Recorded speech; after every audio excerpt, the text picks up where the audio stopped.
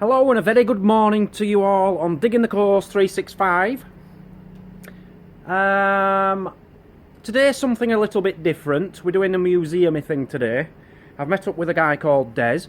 Firstly, I'd just like to give a massive thank you to Aaron and Sarah and the children and the rats and the cats and the dog for being so hospitable and putting me up yesterday and feeding me, and they were fantastic. I've met up with Des today, who I'm staying with, and we're going to a museum. We're going to Chichester Museum. And then where we're going? Here's Des. Well, hello there. Yeah, and then we're going to a place called Bosham. Bosham. It's an old Saxon village originally. There's a lot of Saxon artifacts there. And there was a Saxon king on the beach there. Well, it's where King Canute was. King Canute, yeah. Yeah, he's a really nice guy, actually. Don't know much about him, but I'll learn just as you will along the way, and our professional guide will tell us all about it when we get there. This is it. You've got it. So we're off to Chichester Museum, which should be full of some amazing things because it's a very well-known Roman site. So let's go. It's free. It's free. Let's go. Get in. Number 5, a bronze toilet seat. Okay then. Now that's something what would be a dream find for me. Bronze key ring. What is it? Emasculators found with the farrier's tools. These were used to castrate male animals. They are believed to be an early Roman. An example to have been found in Britain cattle market. That's not very nice, is it? No. Castrate. What, like bulls? Male animals. Could be any animal as long as it's male. It's got a fair Squirrels? Squirrels. Mice. I do like that fish hook because that's Roman and the designs have not changed at all. No. In 2,000 years. There's a bronze belt fitting. Gayov. Who's called Gayov? What does Gayov mean? I don't really know. I like that statue, that's pretty cool. Clay. Mm-hmm. Nice brooch there. Golden animal. Yeah. So the things here are from the Battle of Copenhagen, which I've never heard of. I'm reliably informed it's to do with Nelson. Well, he was one of the main characters in the particular... The main character? Oh, so it was a good film. Well, yes. No. Something I do like here, these are things found on the seabed and shipwrecks. But this shows you what state a coin would be in, found on the seabed and after it's been cleaned up by the professionals like me. Well, it only goes to say, you know what I mean. It does only go to say, yes. So, Lord Admiral Nelson and Sir George Murray, Admiral Sir George Murray, were fighting together against the Danish. Yes. Okay, and this is the logbook, the secret logbook, secret orders book of Admiral Murray, who was with Lord Nelson. Yeah, that's not that impressive really though, is it? No. And look at all them words, I can't be bothered. Maybe if I just like... Look, something happened in 1798 and then the Battle of Copenhagen was actually in 1801. Stuff happened and then 2 years later something else happened and then you go into later that year and it all kicked off and then, yeah, I can't be bothered reading it. I just can't be bothered. So we're going back to Neolithic times, like 4,000 years before Christ, so 6,000 years old. Little axe heads. Yeah, that's chipped and it's made out of stone. Flinty thing, I don't know. Blades. They're just not that exciting, are they? They're not, there's nothing... Ooh, I was just going to say there's nothing grabbing me, but I've just found something. What's this? A lead coffin. So this lead coffin is 300 AD, so Roman times. And they found this, when they found it, it was just 6 inches tall. It was all squashed by the soil from above. and you can actually see, if you look closely, the outline of the leg bone there, where it crushed on top and made an imprint into the lead coffin lid. But it was 6 inches tall, and they've now restored it, and it's, what's that, 2 foot tall. Seen a lot of Roman buckles before, but that's the biggest. Look at that. That was a cavalry buckle. So this is Chichester as it looks today. Is this a cathedral? Yes. Yeah, Chichester Cathedral. There's the library, that round building, and we're in that building there. No. Just to let you know. No, we're not. In that square oblong building.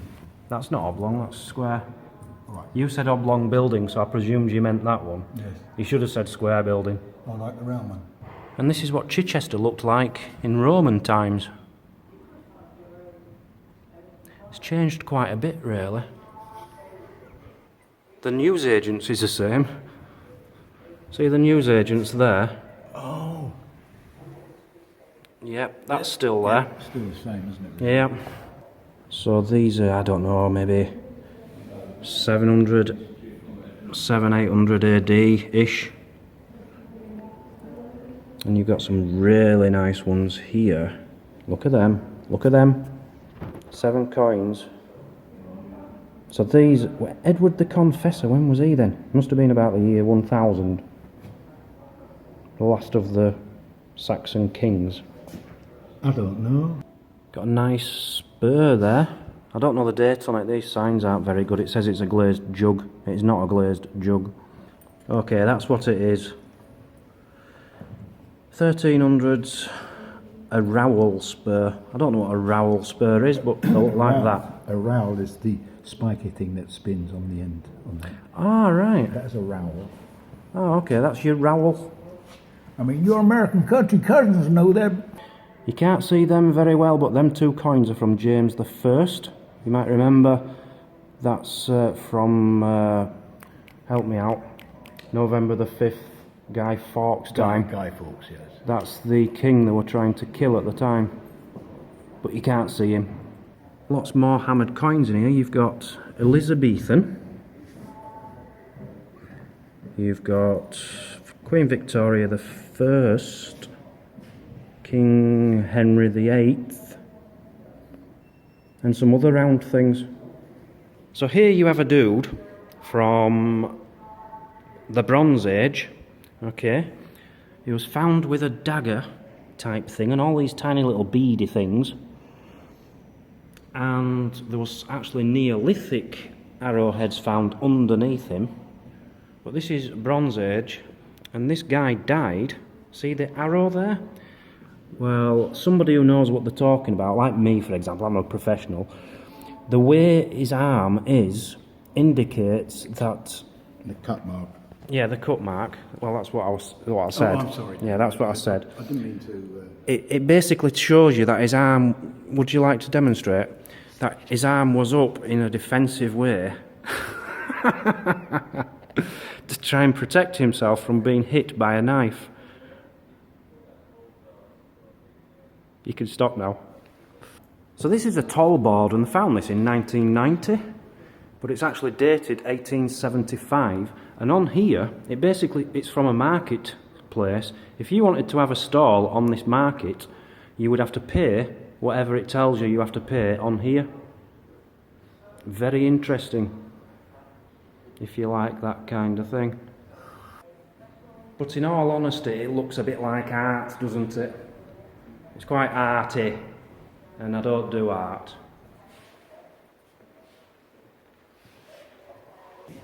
You have some Roman pottery here, which is very interesting because it's got the fingerprints in from the people who made it.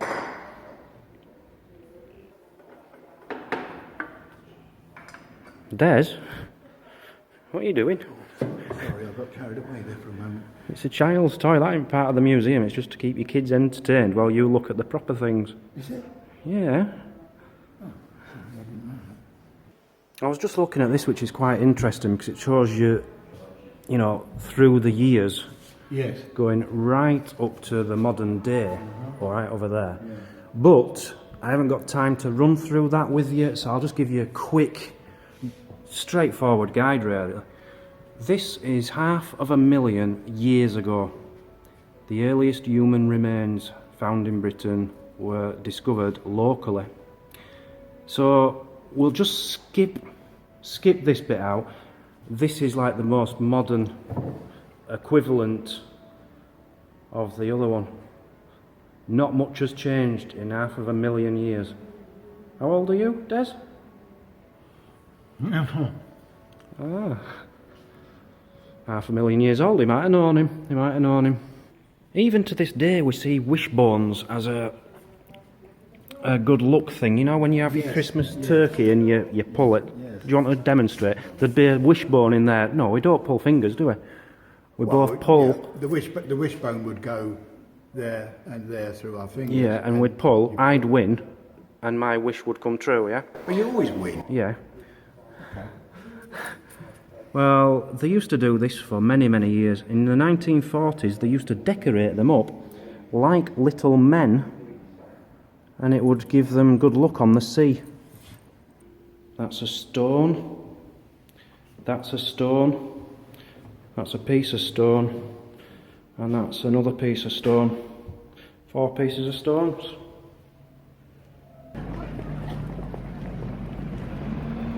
So now we're at the Chichester Cross, aren't we?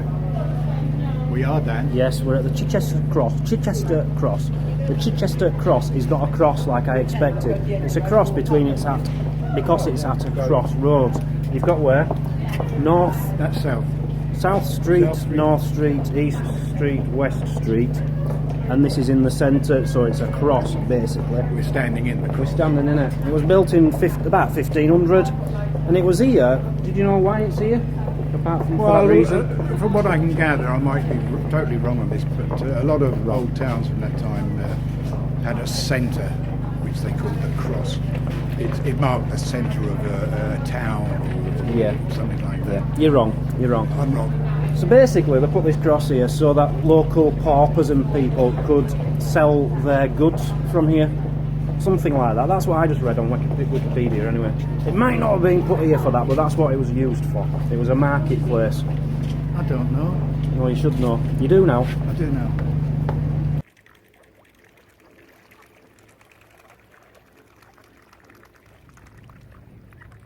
So now I've brought you to a place called Bosham. Now Bosham's quite famous for a very famous person.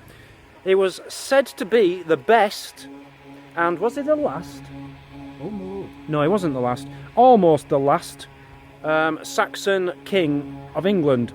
He was actually a Danish guy. He was born in 955 AD. He died when he was 40 years old. You're surprised that I know this, though, aren't you? Personally, I'm flabbergasted. Flabbergasted. Because, no, seriously, because I know you're a very knowledgeable person, Dan, but there are times I have my doubts. But having said that, in this instance, you're absolutely correct. I am absolutely correct. King Canute one day brought his throne, he had his crown on, he brought his throne and he put it right next to the sea's edge, next to the tide line, and sat there whilst all his courtiers were watching him. Okay?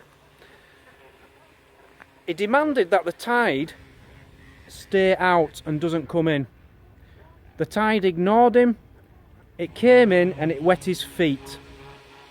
King Canute then said, look, he turned round to all his men, he says, look, this is proof that kings don't have any power. The only people with power are the gods in heaven who can control the elements. Therefore, there should really be no such thing as a king apart from God himself. So he derobed himself, took his crown off, and never wore it again. That is a true story. I really like this king, and I'm going to take you to see his daughter now. She's still alive in the church just round the corner. Did I get all that right? Yeah. I wasn't far off, was I? Absolutely fantastic narrative.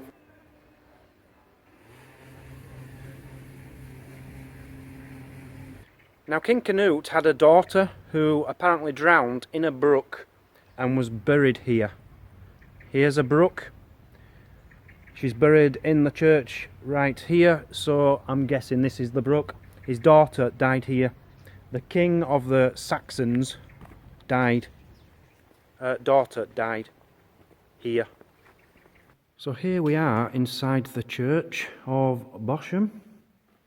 And here is where you will see a very strange man preaching. Dearly beloved, we are gathered here in the presence of Deep Digger Dan and his friend Des to take a moment to reflect on a young girl who was buried not far from here. She was the daughter of King Canute. Unfortunately, she lost her life by falling into a brook outside this church and drowning. Her remains are buried here. They found the tomb under this stone. Now, I really wasn't expecting that, but he did a very good job. Here she is. This is King Canute's daughter, King Canute.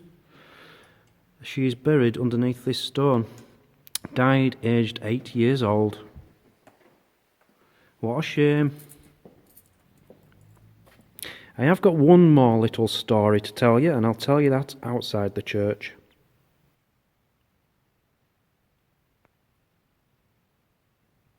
Now this is very interesting. You might see here a little desk. Indeed, it is a desk. It is a desk, but it wasn't always a desk. It used to be the part which held the church bell in place. That's quite impressive.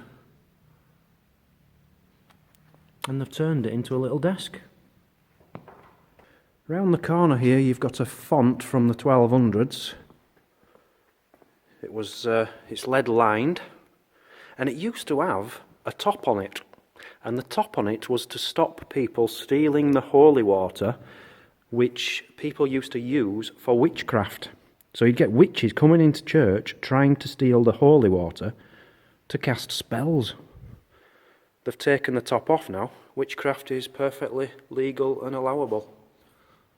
It wasn't back then. With every old story, there's quite often a legend goes along with it, which can be a bit far-fetched, and we've got a brilliant one here. Around the time of King Canute, this place was plundered. The old church was plundered by Danish pirates, okay? The Danish pirates got into the boat. They'd stolen the bell tower, the main bell out of the tower. It was on the ship, it was sailing away. So once the Danish had gone, all the locals came to the church and they started ringing all the rest of the bells. All the bells were ringing, and then legend has it that the main bell, which the Danish took, started ringing on the ship and destroyed the ship, and it sank. And to this day, every time these bells are rung, you can hear the bell in the sea, beneath the sea, still ringing today. What a load of rubbish! Have you ever heard such rubbish in your life? Bells don't ring on their own.